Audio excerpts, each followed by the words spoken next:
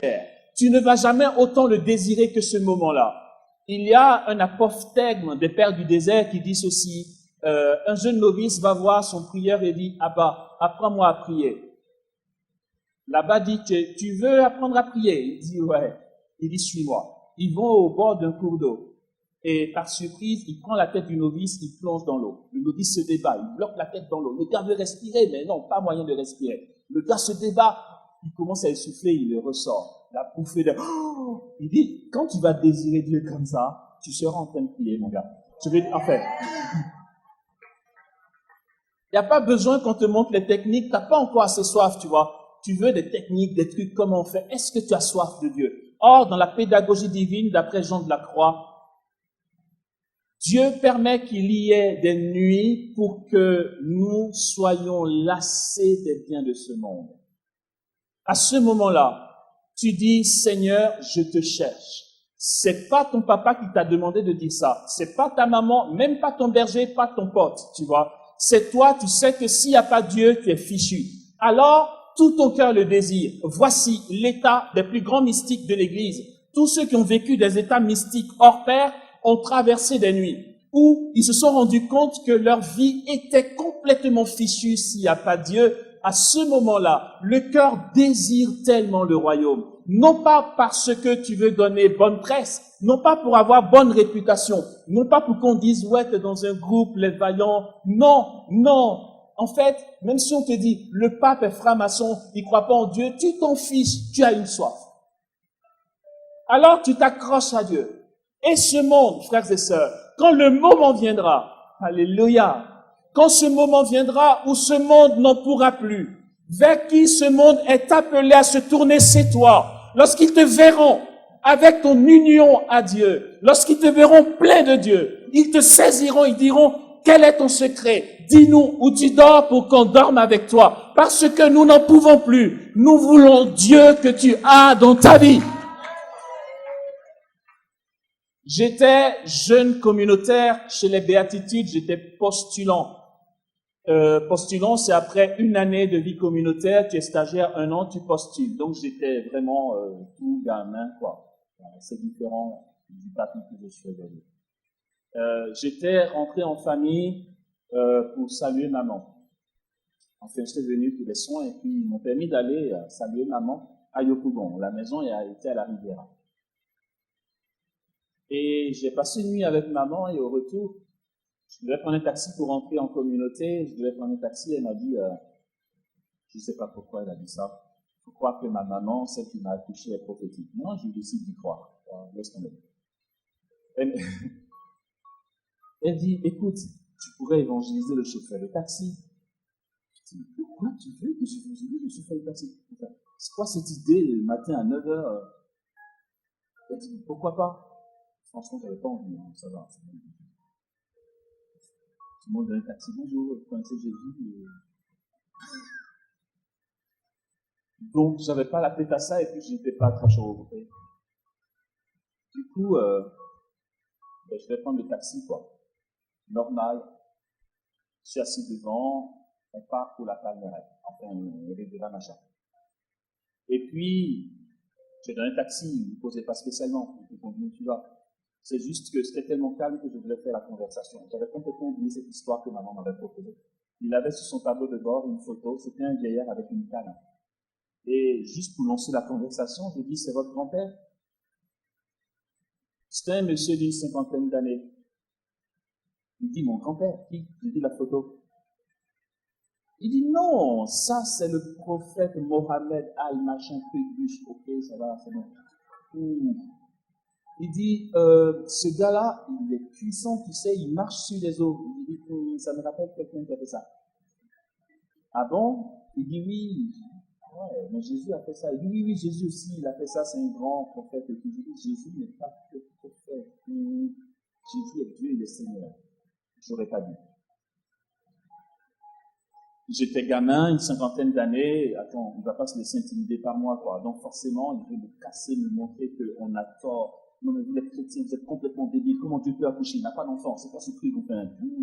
Mais vraiment tellement convaincu. Et puis après, c'est pas une bonne 50aine d'années après que tu as venu le convaincre de croire en Jésus. Laisse tomber, mon gars. Allons.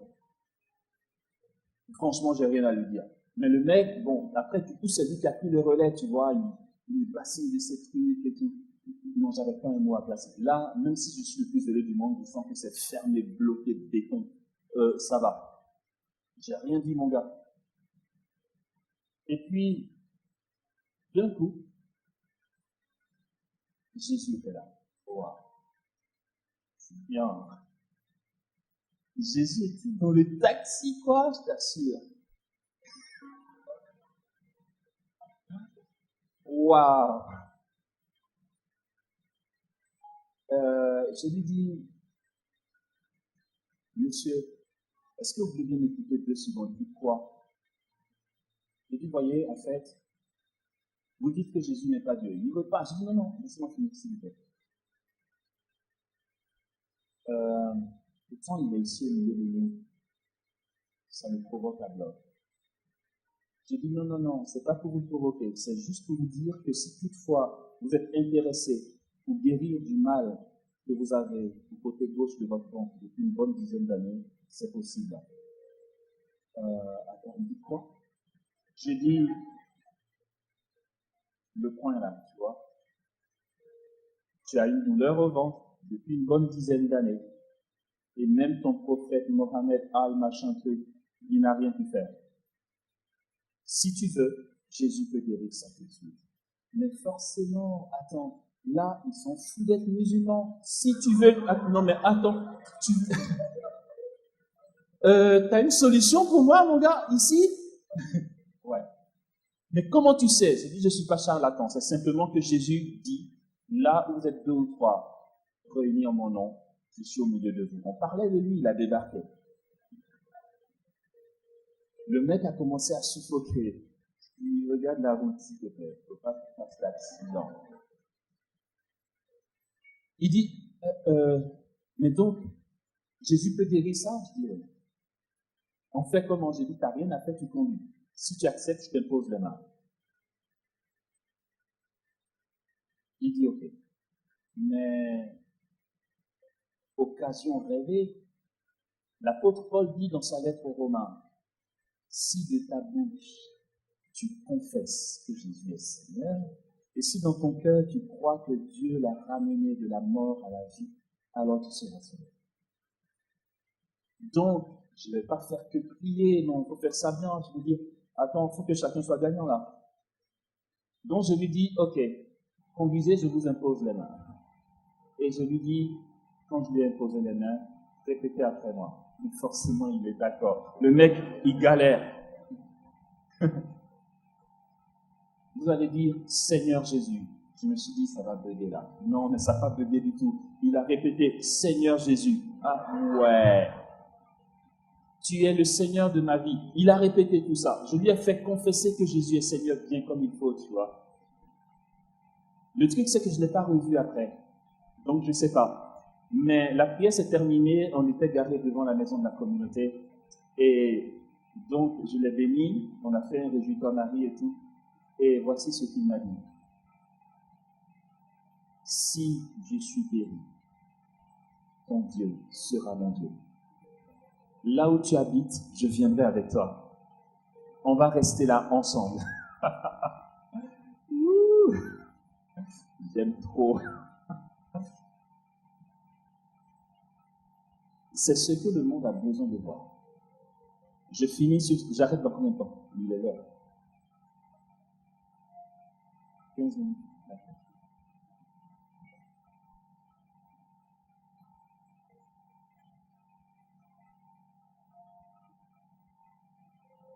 Si notre monde court à sa perte,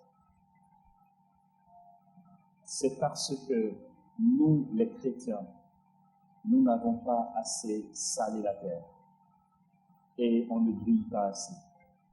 On se laisse beaucoup trop prendre par les convoitises du monde. Ça va tellement vite, je vous assure, la technologie, la pub et tout, ça court tellement vite qu'on se laisse un peu prendre, vous voyez. Mais on a un témoignage à donner. En France, franchement, c'est un peu différent qu'ici. En France, tu as même honte de montrer ta croix, quoi. On va dire, oh, mon gars, t'es préhistorique ou quoi? Tu as la foi. Mon voisin d'appartement, c'était deux jeunes, ils ont déménagé maintenant, deux jeunes, 19, 20 ans. Ils étaient étudiants en agriculture, ils habitaient juste près de chez moi. Bon, quand j'ai déménagé là, j'ai fait une réunion des voisins, on a pris un pot ensemble, donc on a fait connaissance. Et puis j'étais tout content qu'on ait fait connaissance parce qu'ils se sont dit, enfin ils m'ont dit, tous les vendredis on fait les shows, donc ça ne te dérange pas si on a la musique, je dis ça va, moi, j'ai grandi à l'époque tu peux démarrer un camion, si je dors, je dors. Allez-y, éclatez-vous. Donc, ils faisaient la fête tous les vendredis, vous voyez, des jeunes, quoi. Et puis, pendant la semaine sainte, ils me disent, hey Steph, on a un petit truc là, tu viens, tu nous rejoindre à l'époque qui vient. Je dis, ouais, pourquoi pas. Tu viens vers 19h, je dis, je vous rejoins après. Ok. J'ai été pour la messe du samedi saint. Je dis, c'était la messe, ensuite l'adoration, j'ai fait ça bien, quoi. J'arrive vers 21h, leurs potes sont partis. Mais je vais pas se leur faire un coucou, histoire d'être sociable. Et ils me disent, ah, mais Steph, t'étais où? Je dis, j'étais à la messe. Je dis, quoi? Je dis, j'étais à la messe. Non, attends, messe là, messe. Je dis, ouais, tu sais dans quel temps on est? Il dit, quoi? Tu sais que c'est pas bientôt? Il dit, ah ouais, je sais, ouais. Je dis, mais voilà, quand on part, il y avait une messe. Il dit, non, mais attends, il dit, Denis, viens, attends, Steph, il est chrétien, il est catholique et tout. Mais voilà, en fait, finalement, c'est toi l'extraterrestre. C'est pas normal d'être chrétien. Mon gars, tu n'as pas su. Dans les infos, on a dit que maintenant, on peut plus croire en Dieu. C'était avant. Voilà. Donc, c'est compliqué en France d'affirmer sa foi. Mais Jésus dit, si tu me réunis devant les hommes, mais si tu te déclares pour moi devant les hommes, je me déclarerai pour toi devant Dieu. C'est comme ça que, pour finir, je dis ça et je donne des topos de fin. Un jour, je revenais de Toulouse à Paris, dans le TGV. Et dans le temps, j'étais à la communauté des béatitudes, j'étais religieux, donc je portais un habit monastique. Vous voyez, comme un moine, quoi. Enfin, un moine, pas comme un moine, un monastique. On a été pour la réunion des bergers, et puis, entre Toulouse et Paris, je me suis mis en baggy avec un polo. Mon habit monastique était dans ma valise. J'ai pris le train comme ça. Je me suis installé, et puis la place à côté était vide. C'est juste qu'avant que le TGV parte, il y a une personne qui rentre, c'est une fille, elle est soufflée, visiblement elle a failli rater son train, elle met ses trucs, elle enlève ses puces, ses bagages, tout ça, elle met, et puis elle vient s'asseoir là où c'était vide. Elle est un peu saoulée, j'aime quand c'est vide, mais c'est pas grave. Elle s'est assise, côté fenêtre. Et puis elle me dit bonjour, je dis bonjour. Moi je bouquine. Et puis on y va. Sauf que je lui dis, je ne connais pas ma grande, ça va, laisse-moi tranquille. Chacun va à sa route, comme on dit, chacun s'assoit, Dieu le pousse. Okay? Et donc, on y va, moi je bouquine, sauf qu'elle a des onomatopées qui, genre, tu veux provoquer la conversation, si tu veux qu'on cause, dis-moi, si tu veux qu'on cause. Tu es toute seule, elle est donc avec son téléphone, elle reçoit des messages visiblement, et là, elle fait,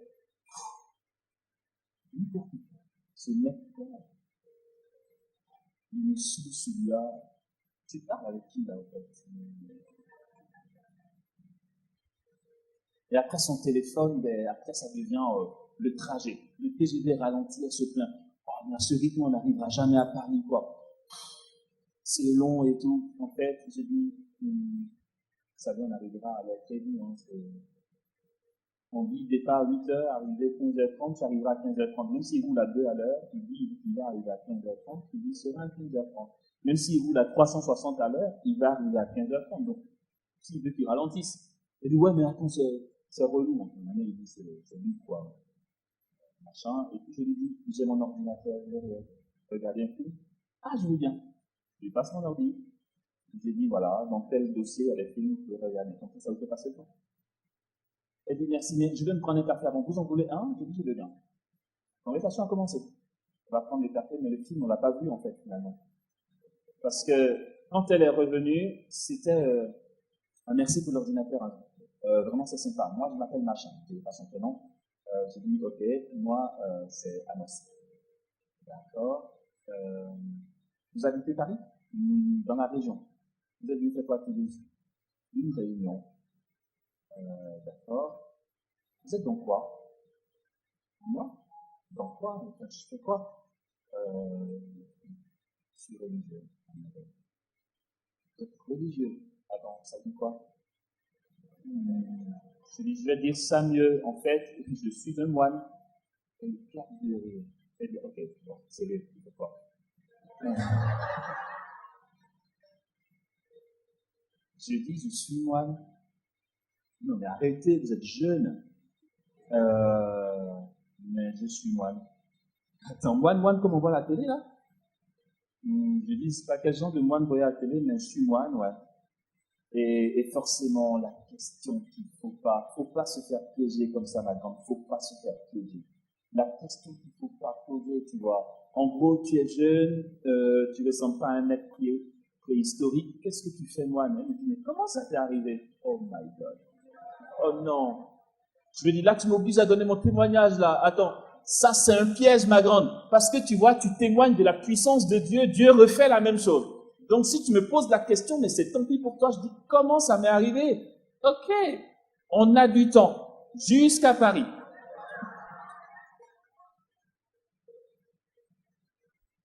Je lui dis, ben en fait, j'étais très récalcitrant, tu vois, entre 14 et 17 ans.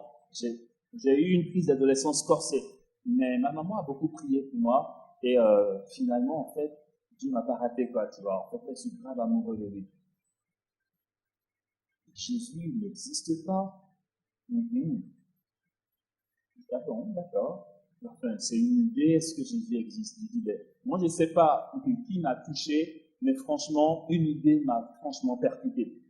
Mais si c'est une idée, c'est que cette idée est violente. C'est que l'idée est très violente. Parce que là, tu vois, Schumann, grâce à cette idée, tu vois, une idée qui me percute et Schumann. Je dis, ouais, c'est curieux. Donc, je raconte ma conversion et tout ça. Et plus je raconte, et plus elle suffoque. J'avais jamais vu ça. Non, mais effusion du Saint-Esprit pendant que tu témoignes. Waouh! Elle était là. Mais vraiment, hein, comme ça. Non, mais je n'en peux plus. Oh, purée. Non, pardon, excuse-moi. Attends, faut que je me lève un peu. Okay. Elle part, elle vient. Non, mais. Attends, vous êtes qui? Je suis Amos. Et je suis chrétien catholique, on fait sur moi en plus. Donc, c'est ce que j'ai dit. Non, je sais, mais bon. Mais attends, c'est quoi cette rencontre? Elle me dit. C'est quoi cette rencontre? Mais c'est ouf, mais c'est complètement. Qu'est-ce qui m'arrive là? Qu'est-ce qui m'arrive? Elle était complètement dans mon délire. Moi, je la laisse. Et là, elle me dit, est-ce que je peux me confier à vous? Ce qu'elle me confie, je vous épargne ça, mais en gros, c'est j'en peux plus de la vie. Ouais. Tu m'as parlé de toi, il y a Dieu chez toi, mon gars. Moi, j'en peux plus de la vie. Tu as quoi à me donner? Je dis, mais j'ai. Aïe! Fais pas ça, je t'en prie.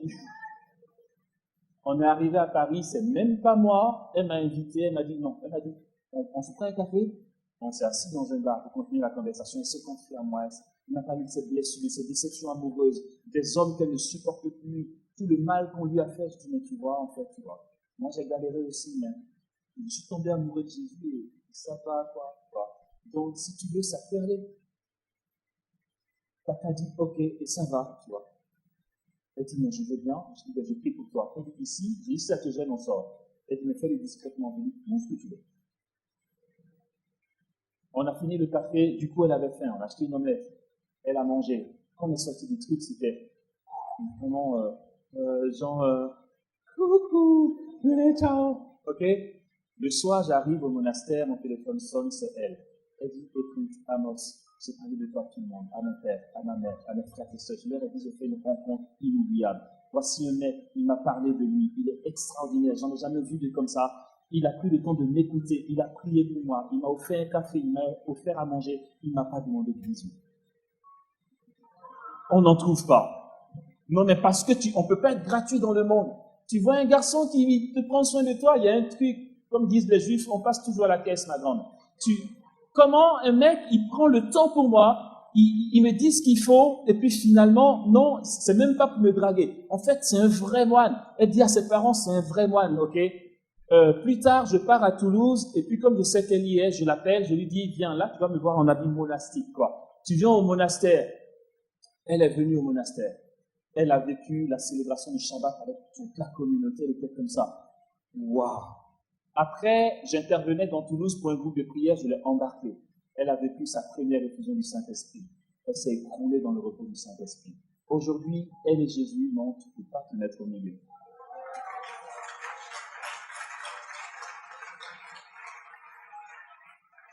Qu'est-ce que tu veux être convaincant si tu n'es pas convaincu? Si tu n'as pas soif de Dieu, si tu ne prends pas les moyens pour être parole de Dieu dans ce monde, par ton attitude, ton travail bien fait, ton attention, ton devoir d'État, ta vie de prière, ton zèle pour l'apostolat, si tu ne donnes pas tout cela, comment veux-tu être un signe pour ce monde? Qu'est-ce que tu peux dire aux autres? Comment tu peux être appelant? Les gens cherchent Dieu, ils ne le savent pas. La prostituée du coin de rue ne sait pas qu'elle a faim de Dieu, qu'elle a soif d'être aimée de Dieu. Elle va chercher ailleurs. Et puis les filles qui passent de garçon en garçon et les jeunes garçons qui se droguent, ils ont besoin de reconnaissance, ils ont besoin de gloire, ils ont besoin d'être aimés, ils ont besoin d'aimer, mais ils ne savent pas qu'il s'agit de Jésus. Ce que nous allons retenir pour aujourd'hui, ce que l'Esprit Saint, par sa grâce, pourrait nous donner de retenir, c'est ceci. Dans ce thème que nous développons, frères et sœurs, qui est ceci, nous voulons aller avec vous car nous avons appris que Dieu est avec vous. C'est ce que, et je finis là-dessus, c'est ce que nous relate l'évangéliste Luc dans les Actes des Apôtres, le jour de la Pentecôte étant arrivé. Ils étaient réunis tous ensemble dans un même endroit.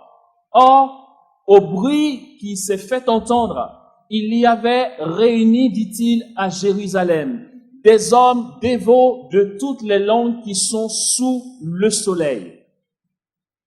Et ceux-là les entendaient parler dans leur propre idiome maternel.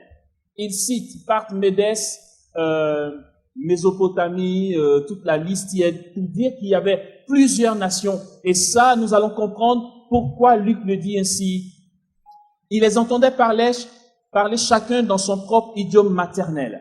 C'est la récapitulation et la restauration du dégât de la tour de Babel. Les hommes parlaient tous une seule langue. Ils ont fait un pour s'opposer à Dieu. Nous allons construire une tour tellement haute qu'elle va dépasser les nuages parce que l'orgueil de l'homme voulait s'opposer à Dieu. Dieu a dit, on va brouiller leur langue. Et puis à la Pentecôte, ce qui se produit, c'est que Dieu restaure cette chose-là, puisque Jésus prie pour nous en disant, Père, je leur ai donné la gloire que tu m'as donnée, pour qu'ils soient un comme nous sommes un. Cette gloire qu'il donne, c'est la puissance du Saint-Esprit, l'effusion de l'Esprit qui est donnée à la Pentecôte, au point que les apôtres, ils prient, ils corroborent en fait, ils glossolallent, et puis tout le monde les entend. Et au verset 39 de ce chapitre 2 des Actes des Apôtres, il est dit ceci, ces hommes qui sont venus d'ailleurs, qui n'étaient pas juifs du tout, ont dit, frères, que devons-nous faire? C'était l'accomplissement de ce que dit Dieu par le prophète Zacharie ici. Avant cela, le prophète Isaïe l'avait prophétisé, c'est au chapitre 2 de son livre. Il est dit, il se fera dans les derniers jours que la montagne de la maison du Seigneur s'élèvera au-dessus des collines, sera plus haute que toutes les montagnes. Vers elle afflueront toutes les nations. Viendront des peuples nombreux qui diront, venez, montons à la montagne du Seigneur, à la maison du Dieu de Jacob. Or, les Juifs se disent, c'est notre Dieu à nous seuls. Au point que les apôtres vont reprocher à Pierre d'avoir annoncé la parole de Dieu chez Corneille, puisque pour les Juifs, le Dieu d'Abraham, c'est leur Dieu à eux seuls. Mais, frères et sœurs, si c'est vraiment le Dieu en qui nous croyons, créateur du ciel et de la terre, forcément, si c'est lui qui a créé le genre humain, les autres peuples accourront vers Jérusalem, le lieu de la présence de Dieu. À Jérusalem, il y a le lieu pour le peuple. Il y a ensuite un endroit qu'on appelle le Saint qui est réservé pour les prêtres. Et après, il y a le Saint des Saints, le lieu où une seule personne a le droit d'entrer une fois par an. Ok? Ce lieu est constitué des tables de la loi et des chérubins que Moïse a fait sculpter à la demande de Dieu. Dans le Saint des Saints, il n'y a rien d'autre que ça. Et on n'y entre pas. C'est la demeure de Dieu. Dans le Saint des Saints, le prêtre en service a le droit d'y entrer. Mais puisque c'est tellement violent, il peut arriver que tu rentres là et que tu sois foudroyé par la gloire de Dieu. C'est pourquoi dans la tradition juive, quand le prêtre en service doit rentrer dans le Saint des Saints pour offrir le sacrifice le jour du grand pardon qu'on appelle le Yom Kippour, quand il entre là, on lui attache une corde au pied et puis ça pend jusqu'à dehors. Si tu es foudroyé, on te tire parce que personne qui ne soit pas en service n'a le droit d'y entrer. Si tu tombes, personne n'ira te chercher parce qu'on n'a pas le droit. Si tu tombes, on te tire. Vous comprenez pourquoi les gens se posaient la question de comment se fait-il que Zacharie, l'époux d'Anne, d'Élisabeth, dure là-bas parce qu'il a eu l'apparition de l'ange. Ça, c'est le Saint des Saints. C'est le lieu où il y a Dieu. Aussi, la Samaritaine dira à Jésus, ouais, nous on dit que c'est sur cette montagne, mais les Juifs disent que c'est à Jérusalem qu'il faut adorer Dieu. Jésus dit, l'heure vient. Et c'est maintenant où les vrais adorateurs adoreront Dieu en esprit et en vérité. Les peuples montaient à Jérusalem. Pour la Pâque, ils venaient de partout, parce qu'il y avait Dieu dans le temple. Et puis, quand Jésus meurt, vraiment je finis dessus, quand Jésus meurt, quand il dit tout est accompli et qu'il rend l'âme, la terre tremble, le ciel s'obscurcit, le rideau du temple se déchire du haut en bas. Vous savez de quel rideau il parle? Le rideau qui sépare le saint du saint des saints. Le lieu redouté est désormais accessible à tous. Parce que par la mort de Jésus, le ciel est ouvert. Et le temple nouveau, c'est toi, dit Saint Paul. Alors, si les peuples accouraient vers Jérusalem, aujourd'hui, ce que Jésus attend de toi, toi qui as été baptisé dans le nom du Père et du Fils et du Saint-Esprit, en qui habite la plénitude de Dieu. C'est toi le signe dans ce monde. Il n'y aura plus à faire des kilomètres pour aller à Jérusalem. Le temple est détruit, tu sais quoi? Il est détruit. Le temple nouveau, c'est le corps du Christ qui en est le membre. Alors, quand on te touche, on touche Dieu. Vous savez, il y a un prêtre, c'est pas grave, je ne dis pas ça, maintenant on s'en fout. Un prêtre en France, mais j'ai dit à quelqu'un, si ça c'est du combat spirituel, mais c'est que Satan a foiré parce que ça ne me fait rien du tout. Qu'est-ce que je me fous? Le mec, c'est un leader charismatique, hein. Je veux dire, l'une des références charismatiques. Il prêche des grands rassemblements, en fait, c'est une des références. Devant lui, c'est big respect, tu vois. Mais on a eu intervenir ensemble lors d'une croisade et puis il a assisté à une de mes prédications où ce jour-là, Jésus voulait guérir. C'est pas moi. Tant pis si tu ne me crois pas, je m'en fous. C'est pas moi. Jésus voulait guérir les gens, mais pour guérir les gens, il a dit à Amos, tu vas te coucher par terre. L'onction de guérison est en toi. Si tu te couches par terre, la grâce passera par le sol et va rejoindre les malades. J'ai dit ça aux gens. Je me suis allongé par terre 10 secondes. Quand je me suis relevé, il y avait une centaine de guérisons instantanées. Il était assis là, il a vu ça. Il était tellement bluffé qu'il m'a dit, je ne crois pas que ça vienne de Dieu. J'ai jamais vu ça. Il dit, c'est quoi ce truc? J'ai dit, quoi? Tu as pris ça où? J'ai dit, j'ai pris quoi où? Tu as vu qui fait ça, se coucher par terre et puis il y a les guérisons? J'ai dit, ben, les personnes, enfin. J'ai mon chemin avec Dieu, quoi. Non, mais c'est curieux parce que moi, j'assiste à des grands rassemblements avec de grands prédicateurs, tels que un tel. Il y a tellement de paroles de connaissance que finalement, on n'a pas beaucoup de guérison. Hein. Quand tu te couches par terre 10 secondes et il y a tout ça de guérir. Tu es sûr que tu n'as pas flirté avec un esprit bizarre. Mais si tu veux limiter le don de ton baptême, vas-y, mon gars, je veux dire, j'ai rien à te dire. Je ne peux même pas te dire que ça vient du Saint-Esprit, tu sais, parce que le charisme se discerne par l'Église. Or, l'Église, pour moi, c'est pas toi. C'est celui qui répond de moi, ok? Donc, ton avis personnel, ça ne fait pas grand-chose.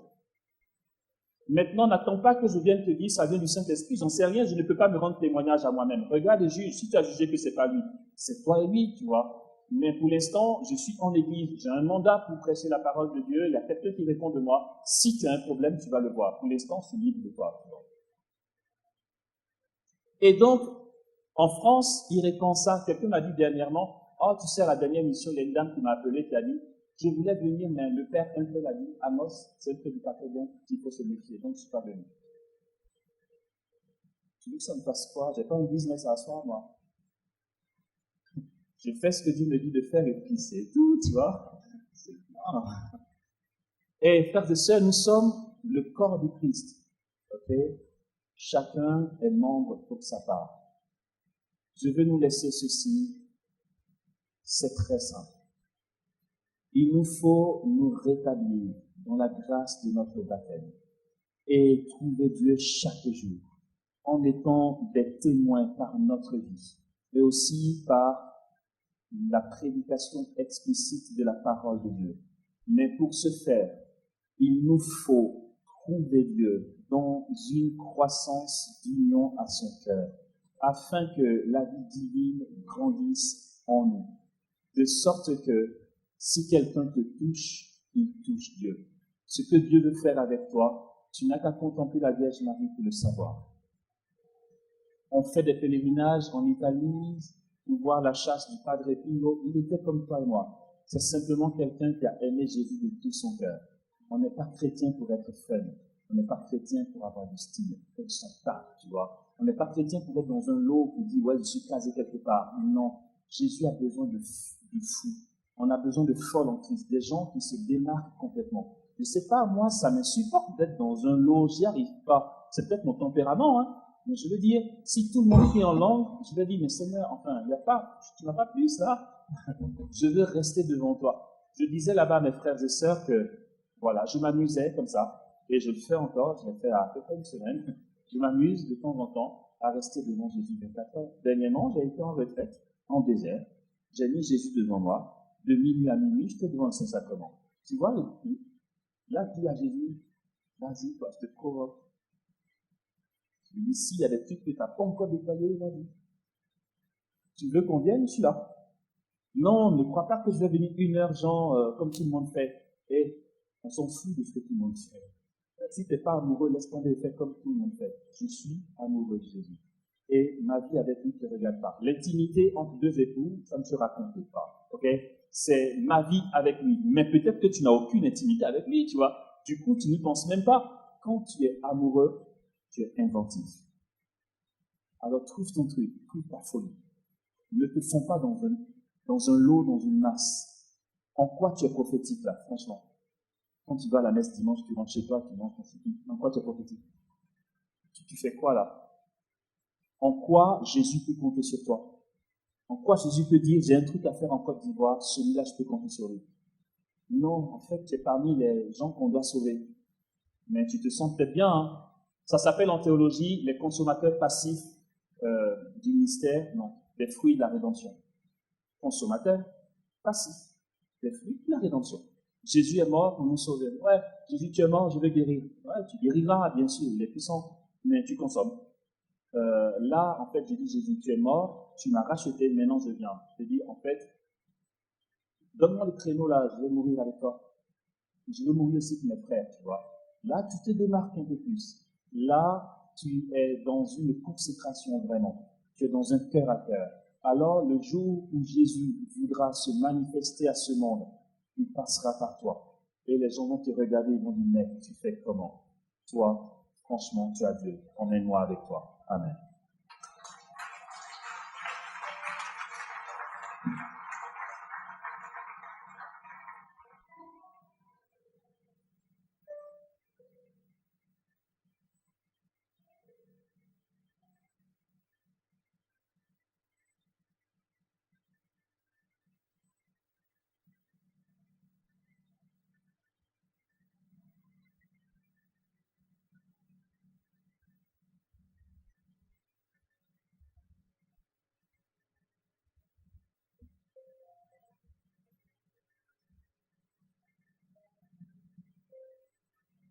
Ça va? Non? Ok.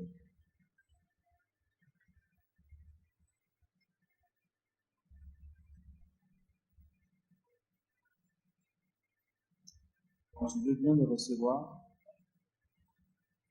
ça te dirait que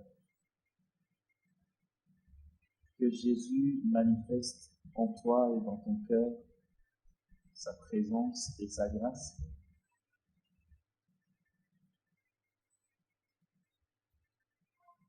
Okay. Ceux qui le souhaitent, faites-moi signe de voir. D'accord. Ok.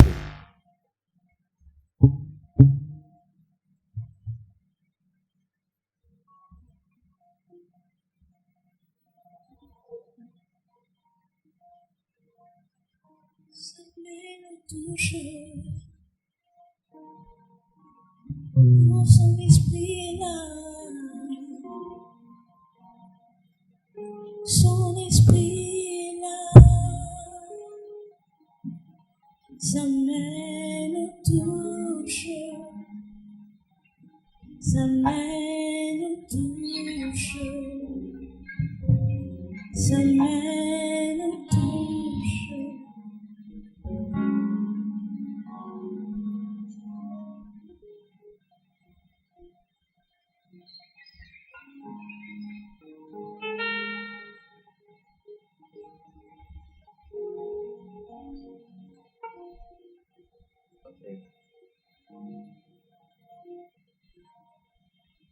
Jésus dit ceci: sois porteur de ma gloire.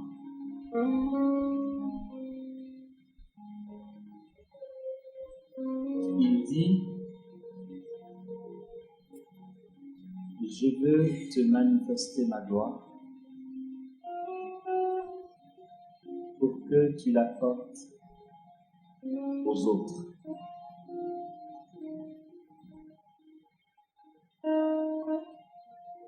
C'est pourquoi, si tu veux, il veut te manifester cette gloire maintenant.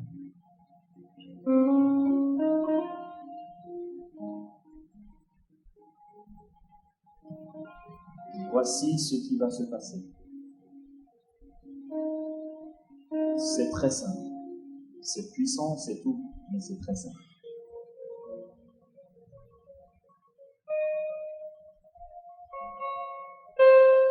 Il va donner à certains ici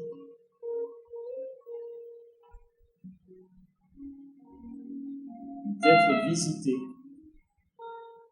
dans leur corps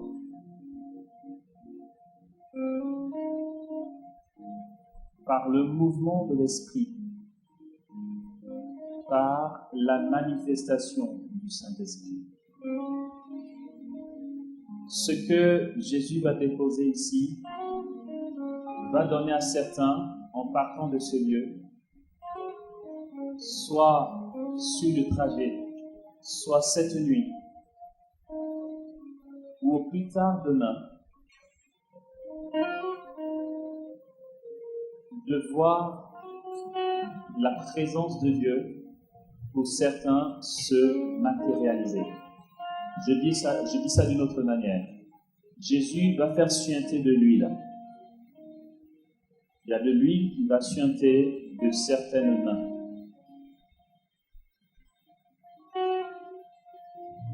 Il y en a d'autres à qui il va accorder son feu et ça va durer. Vous serez sans cesse avec comme un feu à l'intérieur de vous, dans le cœur ou dans la poitrine. D'autres encore vont commencer à brûler des bras. Certains vont brûler de la tête. D'autres vont brûler au niveau du dos. C'est le mouvement de l'esprit, c'est le feu que le Saint-Esprit répand ici. Et au milieu de tout ça, certains vont suinter de l'huile. Beaucoup, enfin, certaines personnes... Nous sommes là. Nous sommes là. Nous sommes là. Nous sommes là, les vaillants hommes de ta vie. Les guerriers du Christ. Panocez-le pour Christ, éclairez ceux qui marchent dans l'obscurité. Apportez une nouvelle lumière aux pauvres. Nous sommes là. Nous sommes là. Nous sommes là, les vaillants hommes de ta vie. Mais où êtes-vous? Pas de jeûne, sa parole et la prière. Gagnez de nouvelles âmes pour le Christ.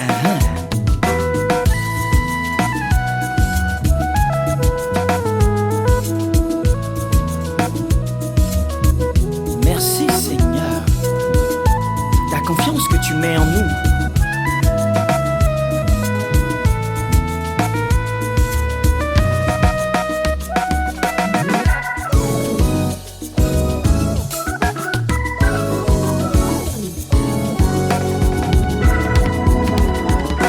Nous sommes VHD, nous sommes VHD, nous sommes VHD,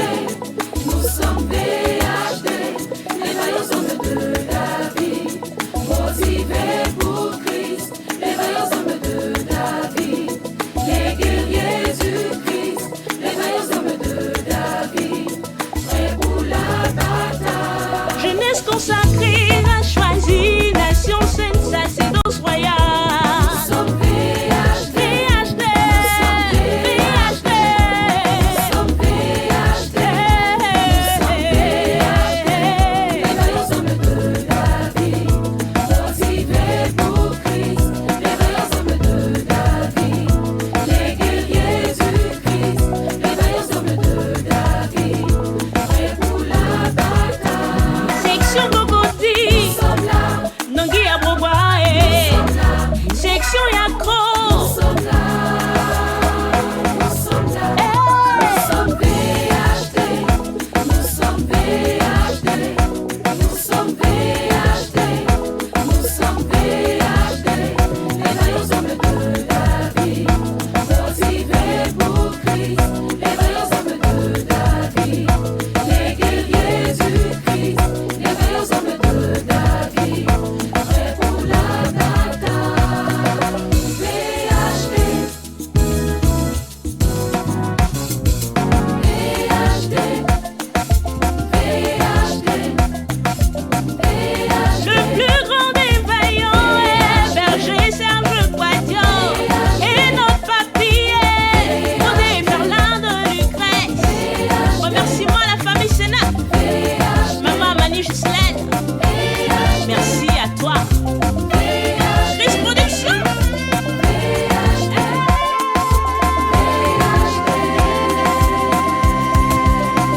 les vaillants hommes de David.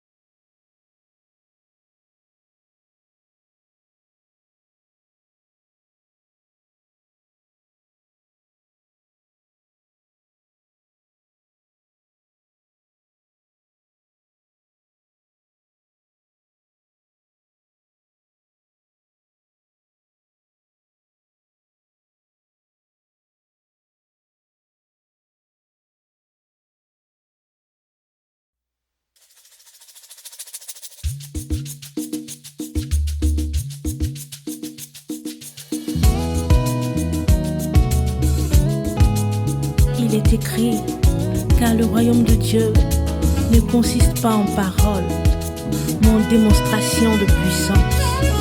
Papa Onel Mala, les vaillants hommes de David sont là. Où sont ces jeunes qui avaient du zèle pour l'évangile et qui chantaient? Nom de Jésus, on veut le servir. Mais où sont-ils, ces jeunes missionnaires pleins d'avenir qui affirmaient? Nom de Jésus, on veut le servir. Le service servi. Ils l'ont dit. Nom de Jésus, on veut le servir. Où sont ces jeunes qui avaient du zèle pour l'évangile et qui chantaient? Nom de Jésus, on veut le servir. Mais où êtes-vous, jeunes missionnaires pleins d'avenir qui affirmaient? Nom de Jésus, on veut le servir. Le service servi. Ils l'ont dit. Nom de Jésus, on veut le servir. Tous encore une seconde fois, disons-le.